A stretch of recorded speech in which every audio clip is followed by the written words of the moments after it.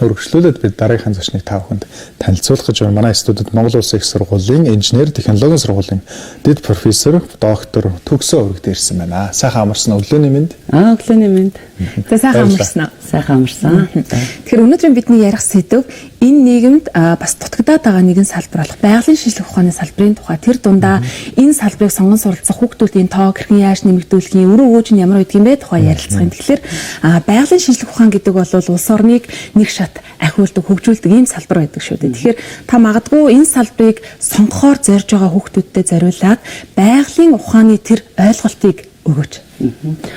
За өнөөдөр энэ сайхан хөтөлбөрт урьж оролцуулсан үнэхээр баярлж байна. За тэгээд ер нь бол улс орныг авч явдаг хөдөлгүүр хүч бол инженерийн салбар байна. Тэрний үндсэн суурь ухаан нь болохоор 10 жилээсээ бүр бага наснасаа эхлээд суурь тавигддаг нь бол байгалийн ухаан юм байна тийм. За тэгээд байгалийн ухааны суралцаж хөгжиж ирсэн хүүхдүүд бол цаашаа улс орныг авч явах инженерийн салбарыг хөгжүүлээд ингээ явдаг байгаа. За тэгээд сүүлийн жилүүдэд бол ер нь нийгмийн ухааныг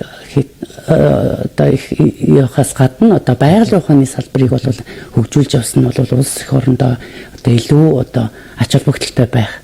За тэгээд бид бол нөгөө ерөнхийдөө байгалийн ухаанд гэр бүлээ танилцуулахаар бас ерөнхийдөө хүрэлцэн ирсэн байгаа. Тэгэхээр танай гэр бүлийнхний хувьд бас яг энэ байгалийн ухааны салбарт үе үеэрээ хүчин зүтгэж энэ салбарыг хөгжүүлэхэд бас чамгүй хувь нэмрээ оруулсан шүү дээ. Тэгэхээр энэ түүхээсээ бас нэг үзэгчтэй хуваалцахгүй юу?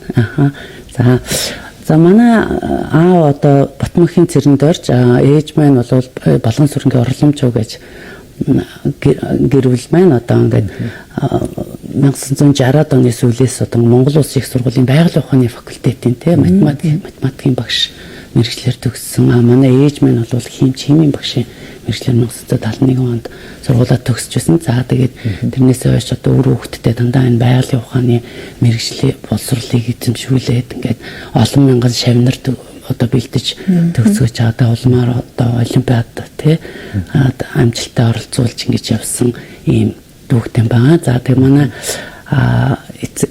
эцэг маань бол их бага насндаа өнчирч цуцарч учраас аавын талаар бас мэдээлж жоохон бага цуглуулсан байгаа. Харин ээжийнхаа талаар ингээд ярих юм бол ээжийн маань аав нь бол Балган сүрэнгийн Догоож уян Балган сүрэн гэсэн ардын хувьсгалын барьцаан хүн байгаа. За тэгээ тэр хүн бол 11 хүүхэд төрүүлж өсгсөн. Тэрний 9-г нь бол манай ээж байгаа юм байна. За тэгээд ээж маань бол бага наснасаа ер нь аав ээж хоёр маань хоёулаа бага наснасаа ерөнхийдөө байгалийн ухааны хаан гэдэг математикийн шинжилгээ ухаанд математикта их мундаг сэргэлэн цаваа хүүхдүүд байсан. За тэгээд дараа нь бол их сургуульд математик химийн боловсрол эзэмшиж ингэ явсан байгаа. За тэгээд ерөнхийдөө бол манай гэр бүл бол 4 хүүхэдтэй байгаа. Тэгээд тэдний бас хамгийн том эгч маань бол Эрдэнэт булганы цахилгаан түгэсэлжээнд бол төсвийн инженер, төсөвчин инженер гэдэг байгаа. Монгол Улсын зөвлөх инженер, Алтан гадас одонтой их мундаг дайчин эмэгтэй байдаг. За тэр маань бол 2 хүүтэй. За том нь бол Америк нэгдсэн улсад сурч байгаа. За баг хүн болохоор хуучнаар бол гок гэж ярьдаг те. Тэр нь бол инженер гэдэг юм байна. Одоо ингээд сонсохлоор маш сайхан яг энэ байгалийн шинжилгээ ухааны салбарт бүгдээрээ л зүрх сэтгэлтэй хүмүүс байгаа тийм. Ер нь хүүхэд ахуй цагаас юуг атгана аав ээж захиж зөвлөдөг байв. Маш олон зөвлөгөө сургасан байгаа. За бидэнд бол маш их тийм шинжилгээ ухааны хаан математикийн тийм үндсэн суурь бол биднэрт бол маш их төлөвлөж математик хичээлдэг их сонирхолтой хөгжүүлж ирсэн. Түүнээс гадна бол хим биологийн мэргэжлийг бол өвлүүлсэн ийм утаагаа. За тэгээд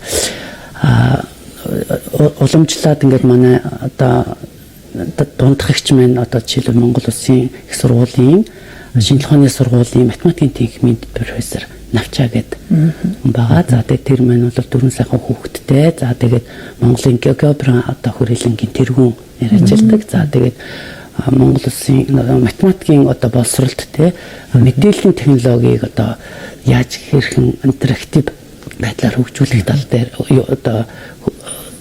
заах та тийм тэр тал дээр бол маш их идэвх зүтгэлтэй ажилладаг ийм эмэгтэй байгаа.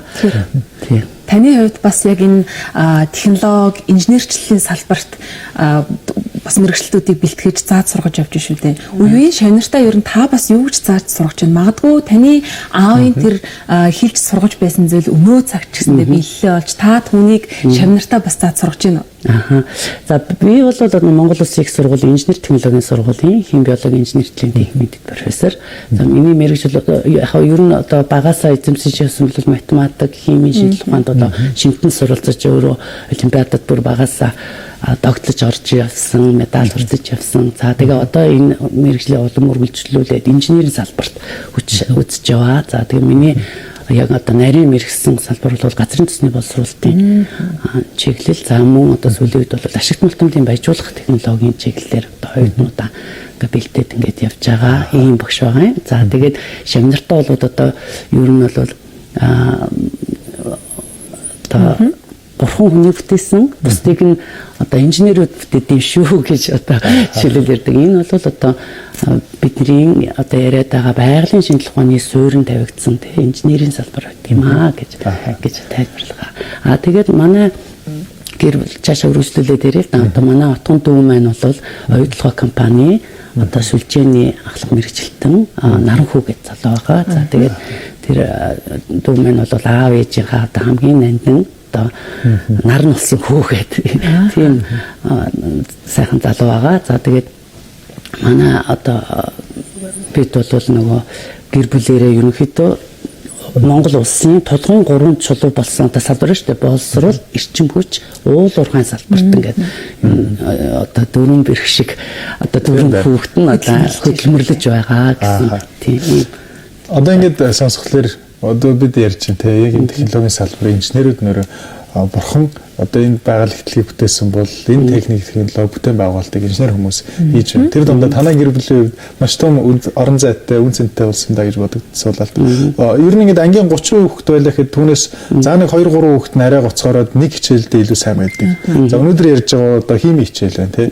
Одоо яг энэ хими гэдэг мэргэжлэр дамжуулаад маш олон шинжилгээ ухааны өв таалгыг бид дата ордгоо нээдгээд мэдлэгийн үйлчлэх системээс эхлээд бид танилцдаг. Тэгвэл улсын хими олимпиад болох гэж байна. Үүнд одоо сүүлийн 30 гаруй жилдээ түүхтэй энэ олимпиадын сүүлийн 3 жил танай гэр бүлийн хувьд яг энэ зүрх сэтгэлийнхаа хүрээнд ивэнэтгээд оролцоод ингээд редүү хойшоо урамшуулт итгээд явж байгаагийн хувьд бас энэ олимпиадын онцлог үн цэнийн тухай бидэнд ярихгүй. За улсын химийн олимпиад бол 1990 онд анх болж исэн. За тэрэнд бол манай ээж маань одоо анхныхаа шавийг бэлдээд одоо орсон тэр үед бол асар их одоо маш их ач холбогдолтой их хүмүүс догтлож байсан одоо үеуд байдаг. За тэгээд тэнд бол одоо Монгол Улсын их сургуулийн шинжилгээ ухааны сургуулийн химийн техникийн профессор Нямгэрэлгээд шавьгаа бэлдээд тэр үед мөнгөн медаль авах болж байсан. За тэр хүн болохоор одоо улсын химийн олимпиадын зохион байгуулах хорооны нарийн бичгийн дараа олон улсын химийн олимпиадад хөгж бэлдэж явдаг том одоо гишүүн байгаа. За тэгээд тэр улсын химийн олимпиадад бүр амьдралаа холбосон ийм хүн байгаа. Тэрвээрээ бас бахархаж явдаг. За тэгээд манай ээж минь бол ер нь тэр юунод улсын химийн олимпиадад ерөнхийдөө олон медальд хүртүүлж исэн. Алтан медаль, мөнгөн медаль, хүрэл тусгай шагналын дэг авч исэн. За тэднэр нь бас ингээд цаашаа аваад жишээлбэл ээж минь шав одоо улсын химийн олимпиадад дандаа медаль одоо хүүхдүүд бэлдээд тэр нь одоо улсдаа 14 медаль авахулж нэг хүүхэд нь олон улсын олимпиадад медаль хүртэж исэн ийм амжилт үзүүлээд өөрөөр хэлбэл аав ээжийн маань улбаалсан шавнар нь цаашаага мэргэжлийг нь өвлөөд за тэгээд олон одоо энэ шинжилгээ ухааныг дэлгэрүүлж явж байгаа ийм онцлогтой энэгээр нь бид бол үнэхээр бахархаж явдаг. Соёлын үрийг тарина гэдэг шиг тийм тэгж байгаа. Тэгээд одоо жишээлбэл би бол одоо жишээл яг бас өөрийн төрс охин тэгээд бас өөр нь ээжээрээ бэлдүүлээд улсын химийн олимпиадад оролцоод тухайн яг оролцсон жилдээ амжилтаа авч чадаагүй ч гэсэн 10 дугаар ангид мөнгөн медаль авч ирсэн ийм. Тэгээд одоо миний хүү Аяхултын хонгор гэдэг хүү байгаа. Бас 25 дугаар олимпиадад 9 дугаар ангид медаль мөнгөн медаль авчихсан. Одоо бол Япон улсын шинжлэх сургуулийн материалын химийн мэргэжлэр бакалаврат өгсөд одоо магистрт суралцж байгаа. За тэгээ энэ суралцж байгаа хугацаанд нөгөө олон улсын эрдэм шинжилгээний хурал өнгөрсөн сард болсон. Тэрэнд оролцоод одоо шилдэг ханы илтгэл гэсэн шагнал хүртсэн ийм ажилтнтай. Өөрөөр хэлбэл одоо өвлөн уламжлаад үр хүүхдүүд нь ингээд дүнгийн дэлгэрүүлэл явж байгаа гэсэн санаатай. Тийм байна. Тэгэхээр энэ химийн олимпиадыг ер нь жил болгон зохион байгуулахын ач холбогдол бас үүнийг тогтмол байлгах гэж хүмүүс хүч хөдөлмөр цаг зав зарцуулаад мөн сурагчид ч гэсэндээ жил тутамд оролцоод хичээгээл явж шүү дээ өөрсдөө бэлдээд. Тэгвэл үүний гол ач холбогдол үнцэн нь яг та юу гэж бодож байна? За энэ химийн олимпиад бол одоо энэ жил бол 35 дахь олимпиад бол Хинтээ аймагт болж байгаа. Хинтээ аймагт болж байгаа учраас өнөөдөр одоо хаалтын үйл ажиллагаа нь одоо болгож байгаа 10 цагаас. Тэгээд тэрэнд бол одоо манай гэр бүлээс одоо улсын химийн олимпиад зохион байгуулж байгаа комиссийн тэнд ажиллаж байгаа учраас би энд одоо ганцаараа ирчээд байна л да. Тэгээ ерөнхийдөө бол энэ улсын химийн олимпиад за ер нь байгалийн ухааны олимпиадуудыг ингэж зохион байгуулж ингэж явснараа бол үнэхээр шинжлэх ухааны байгалийн шинжлэх ухааны суурийг бол тавихад маш их хувь нэмэр оруулж өгсөн байдаг. За тэгээд тийм учраас тэгэж бид одоо энэ олимпиадад хүүхд наснаас эхлээд ингээ холбогдсон байдаг учраас маш их сэтгэл гаргаж ингэж оролцож явдаг. Тэгээд сүүлийн 2-3 жил болоод манай гэр бүлээс тэгээд манай эжмэн шавнараас ингээд ивент итгэж оролцож байгаа. Тийм. За маш их баярлалаа. Энэ өглөө бидний урилгыг хүлээн авч ирээд маш сайхан энэ гэр бүлийн түүхийг сонсоод ер нь энэ технологи болон энэ байгалийн ухааны салбарт өөрсдийнхөө аж амьдралыг бүхий цаг хугацаанд зориулсан танай гэр бүлд бас талархал илэрхийлмээр байна. Цаашдын бүхий л ажил үйлсэд нь амжилт хүсье. Баярлалаа. За баярлалаа. Та бүхний ажилд одоо улам амжилт хүсье. Одоо байгалийн ухааны салбарыг ингээд дэлгэрүүлэхэд бол та хэдийн маань ингэж одоо зорж програмаар ингээд оролцуулж байгаад бол үнэхээр талархаж байна. За гэлээ.